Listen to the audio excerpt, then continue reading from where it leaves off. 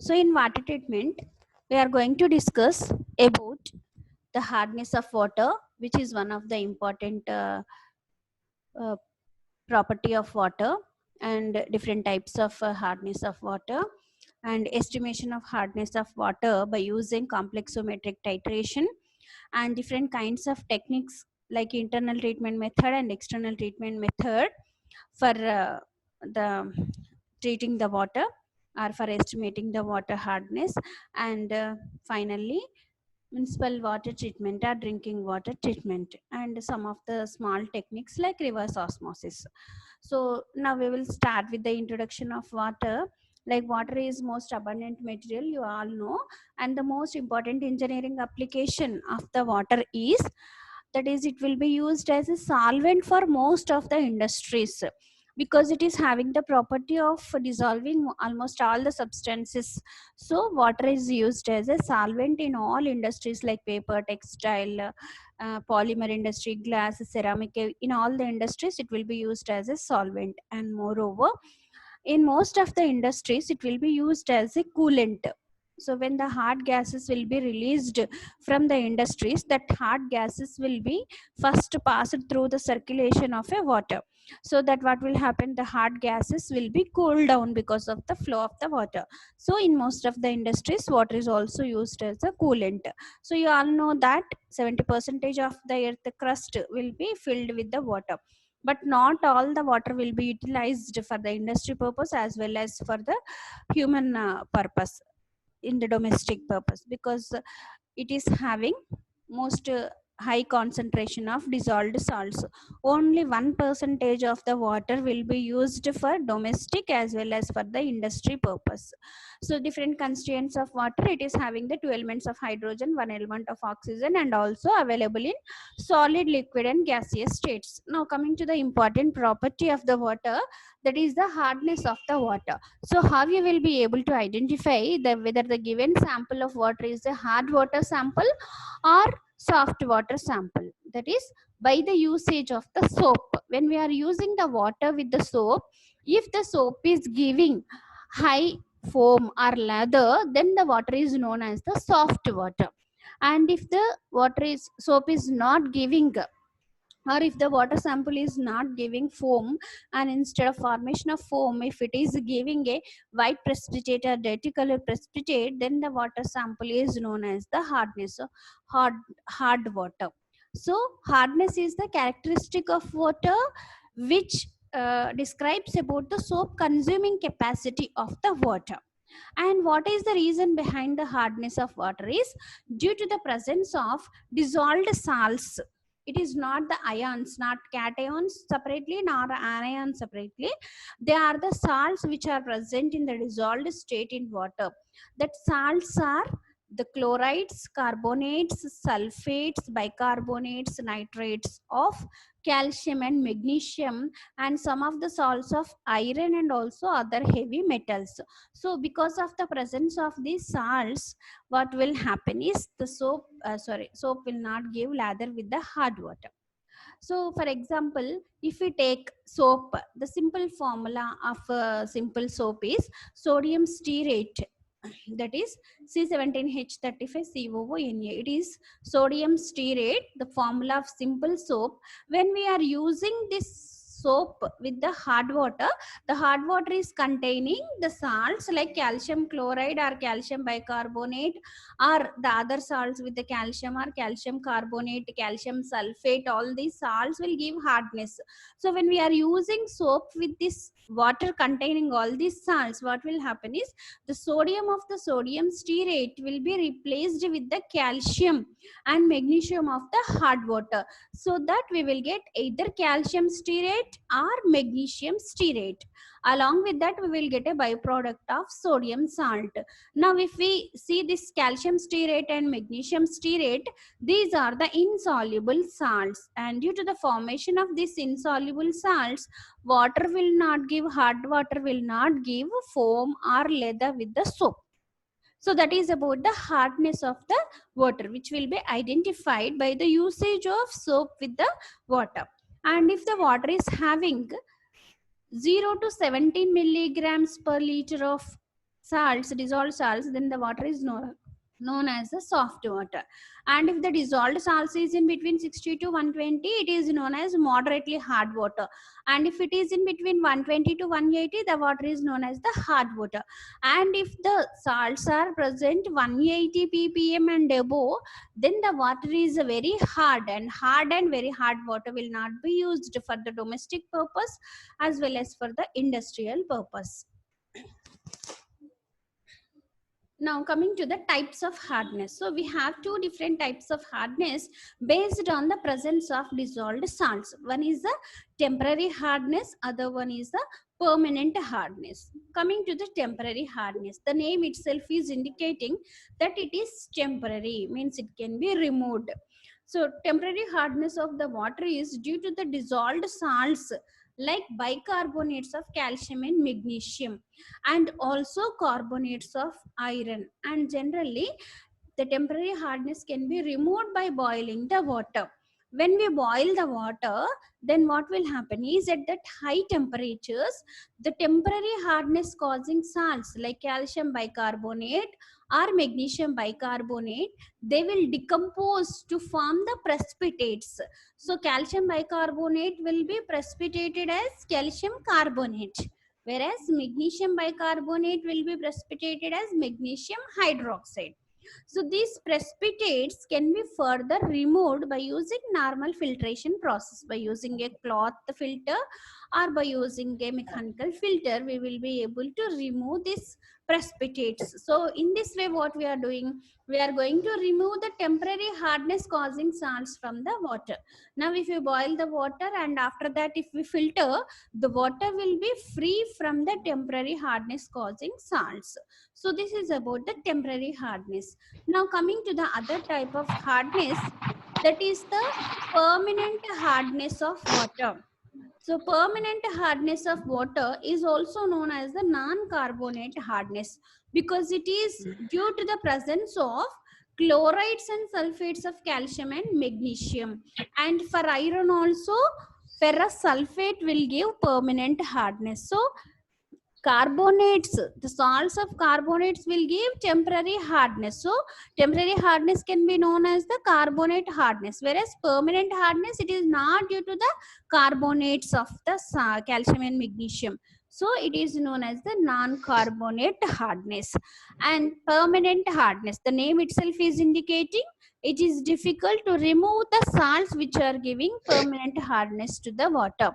So if you want to remove the permanent hardness causing salts, we have to go for adapting the chemical methods like maybe of zeolite process, ion exchange process, and for that only we are having two different types of methods, that is internal and external treatment methods. So coming to the water which is having permanent hardness causing salts, if we use this water with the soap, then what will happen is we will get the calcium stearate and magnesium stearate which are insoluble in the water. And already we have discussed that because of the formation of calcium stearate and magnesium stearate only, the hot water will not give lather with the soap. Now గుర్తుంటదా?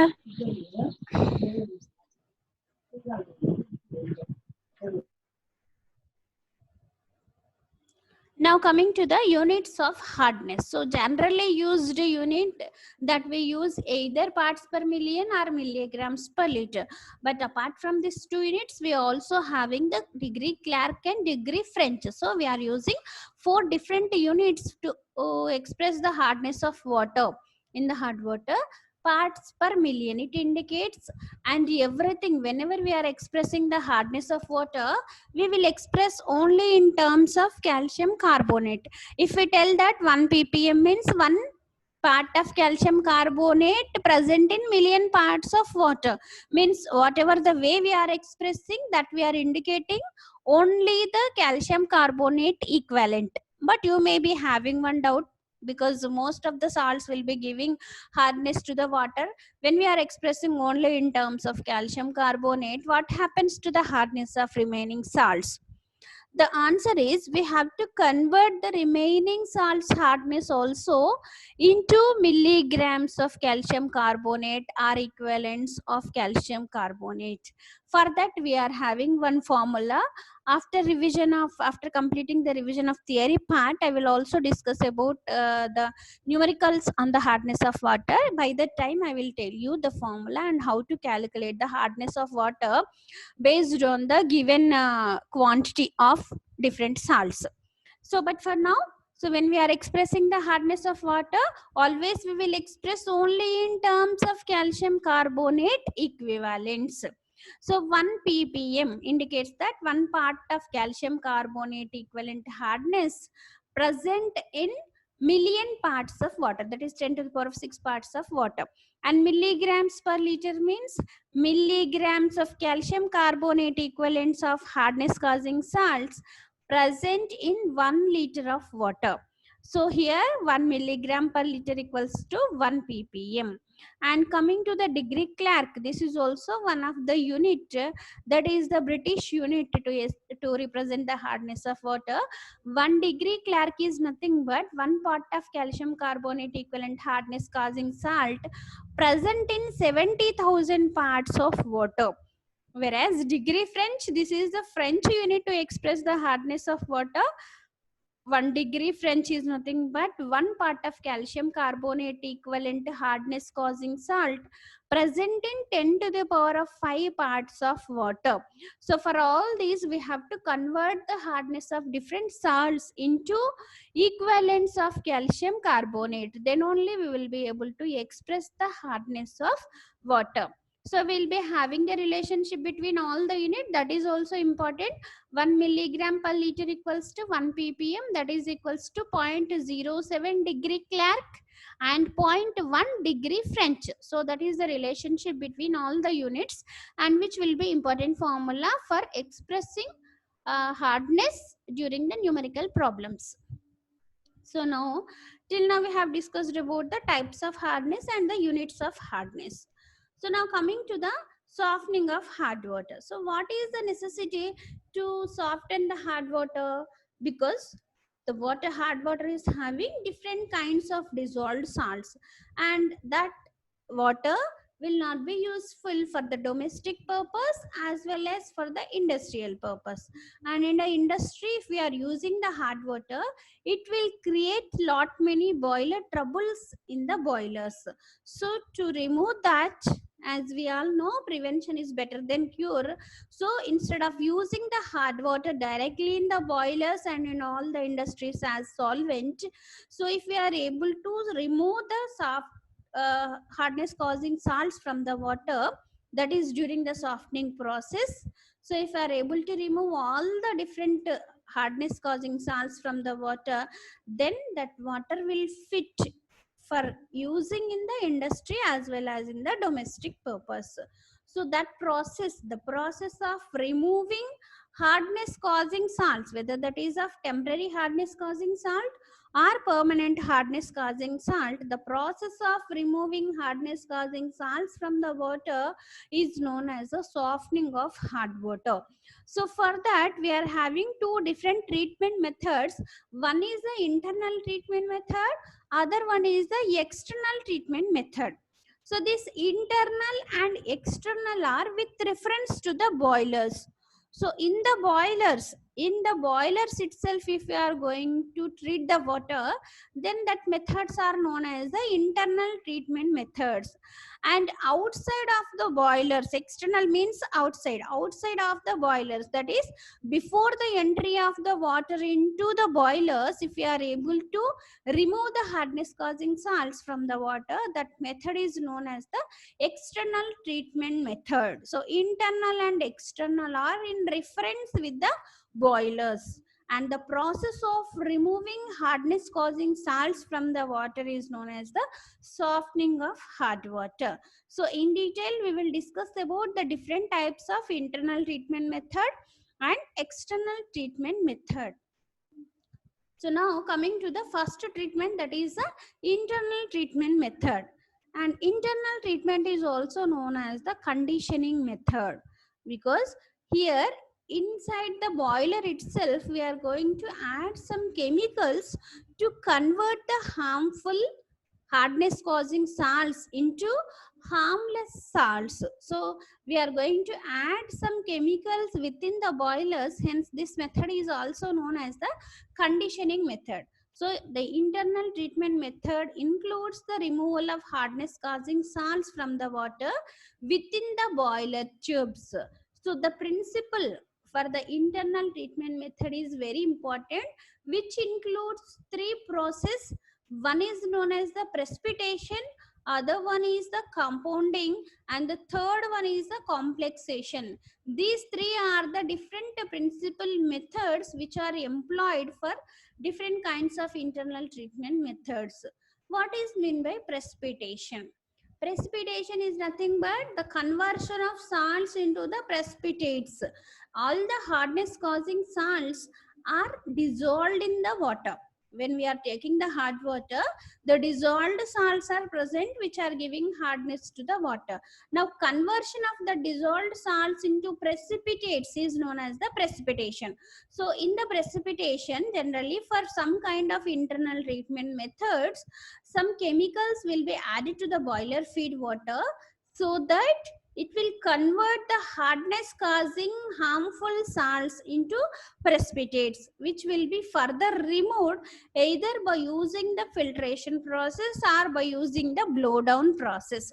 So blow down is one of the important process wherein which all the boilers will have at the bottom of the boilers, all the boilers will have one separate tap which is for the blow down process. In blow down, after boiling the water, after some time the water will get concentrated with the dissolved salts, and if we are continuously using that concentrated water further for the steam generation, the concentration of dissolved salts is going to still increase and it will stick onto the walls either in the form of a scale or in the form of a sludge.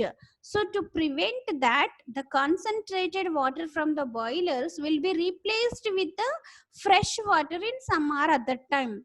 That process is known as the blow down process. Blow down process is the replacement of concentrated water with the fresh water. So always internal treatment method, all the internal treatment methods will be followed by the blow down process. So in precipitation, hardness causing salts will be converted to the precipitates.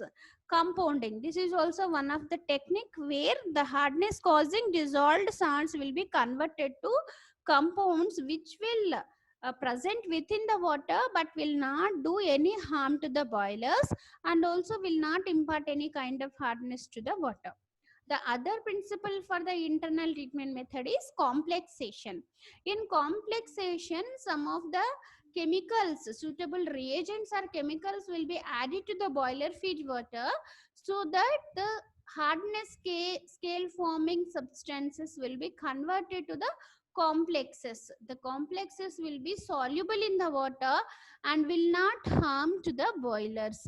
So in this all the three techniques, we are going to add some suitable reagent to convert the harmful hardness causing salts into either precipitates or compounds or complexes, which will be either further removed by using the blow down process or filtration process, or even though if they remain in the water also, they will not increase the hardness of the water. So that is the principle of the internal treatment method. Now coming to the different types of internal treatment methods, one is the phosphate conditioning, carbonate conditioning, Colgan conditioning, colloidal conditioning, and treatment with sodium meta-aluminate. But in our syllabus, we have phosphate conditioning, Colgan conditioning, and colloidal conditioning. So one by one, all the different internal treatment method we will explain with the help of chemical reactions involved in that.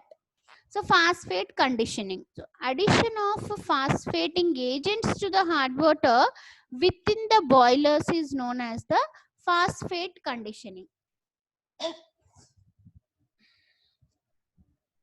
Is known as the phosphate conditioning.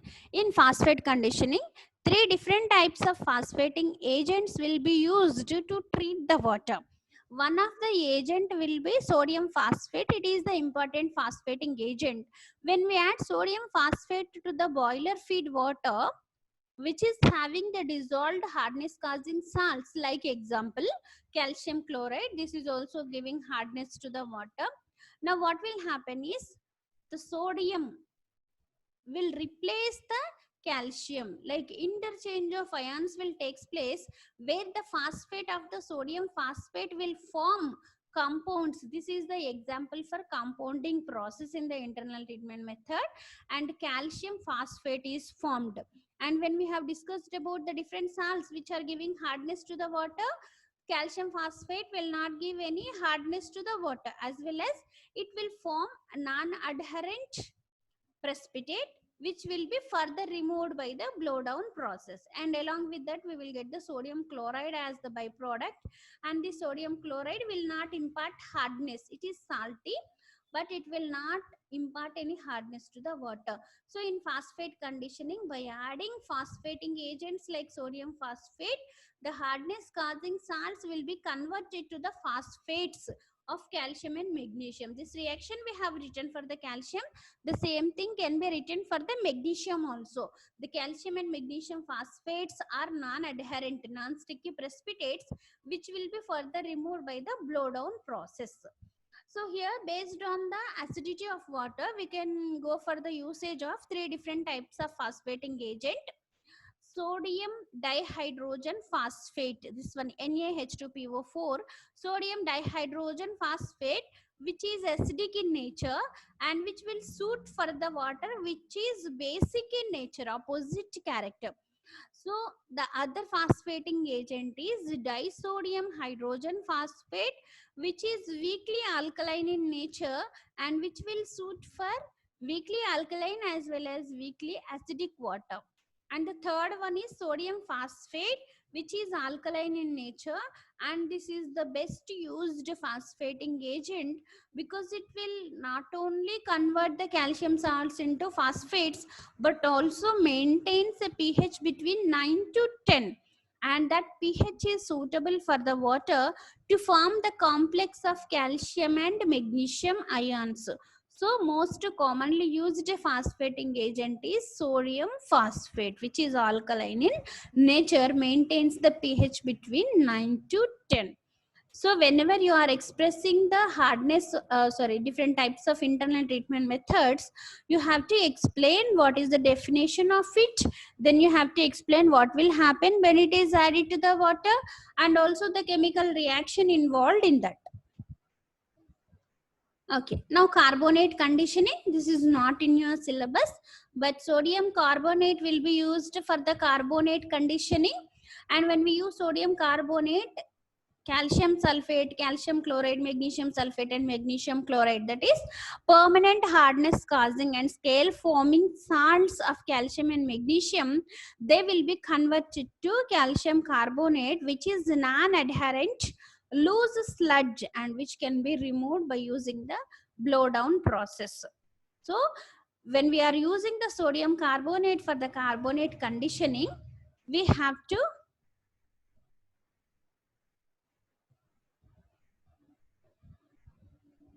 non-adherent means non-sticky, which will not stick to the walls of the boilers. Non-adherent means non-sticky. If the precipitate is sticky, that will stick firmly onto the walls of the boiler. If it is non-adherent means non-sticky, will not stick to the boilers. When it will not stick to the boilers, it will not form the scales on the boilers. So it will form only the precipitates which will be floating in the water, so that will be removed either by using the blow down process or by using the filtration process. So when we are using the sodium carbonate, we have to use only calculated amounts, because if we are going to use excess of sodium carbonate, that will lead to one type of boiler trouble, that is castic embrittlement. So in the regular classes, I have discussed about the different boiler troubles also, but the boiler troubles are not in our syllabus. That extra we have taught to the students for your idea. Now coming to the important internal treatment method, which is known as the Colgan conditioning.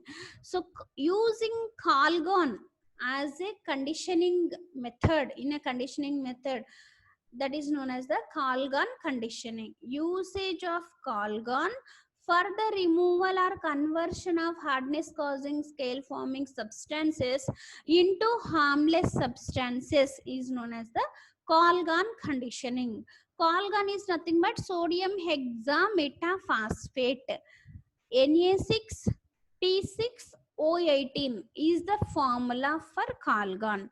So when we add Colgan, one of the chemical, to the water, it will dissociate to form the simpler ion and one complex ion. The two sodium ions which are outside of the complex, they will dissociate into the form of Na plus ions, whereas we will get the complex ion. This complex ion will be adding to the hardness causing salts during the treatment method. This salt complex ion, as soon as it is formed, it will react with the hardness causing salts of calcium and magnesium with the water, and that will convert the complex ion of calcium. Means from the complex ion, the sodium ions will be replaced with the calcium and magnesium of the hardness causing salts. So now we will get calcium complex ion. This is a soluble complex ion, means this complex ion is soluble in the water, and which will be further removed either by using the blowdown process, or otherwise if it remain in the water also, it will not give any hardness to the water, and the byproduct which is formed, sodium sulfate, it also will not give any hardness to the water. So the usage of Colgan chemical for the treatment method, for the internal treatment method for removal of hardness causing salts from the water is known as the Colgan conditioning. And as soon as Colgan is added to the water, it will dissociate into a complex ion and sodium ion. That complex ion will react with the calcium and magnesium of the hard water, and the sodium ions of the complex ion will be replaced with either calcium or magnesium. Here we have written only for the calcium. The same reaction we can write for the magnesium also. For magnesium, magnesium chloride, magnesium sulfate also we can write. And for calcium also, calcium chloride also we can write the same reaction. So we will get the soluble complex ion of the calcium and magnesium, which will be easily removed. So next, coming to the other internal treatment method, which is one of the important method, which is known as the colloidal conditioning. So this is one of the example for precipitation. In colloidal conditioning, some of the special organic compounds like tannin, agar-agar gel and kerosene, these will be added to the boiler feed water within the boiler itself.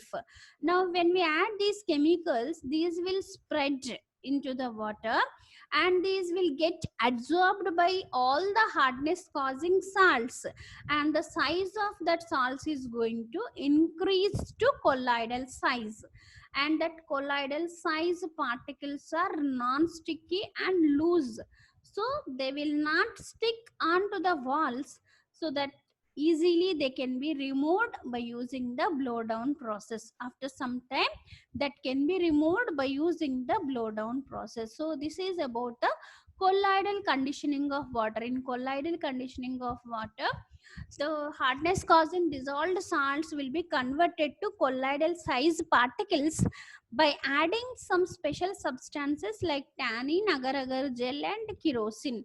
So these will get absorbed by the hardness causing salts, and they will form colloidal size particles, which will be further removed by using the blowdown process. Now coming to the treatment with sodium meta-aluminate. In this method, sodium meta-aluminate NaAlO2, which is one of the example for the coagulant, which will be added to the boiler feed water.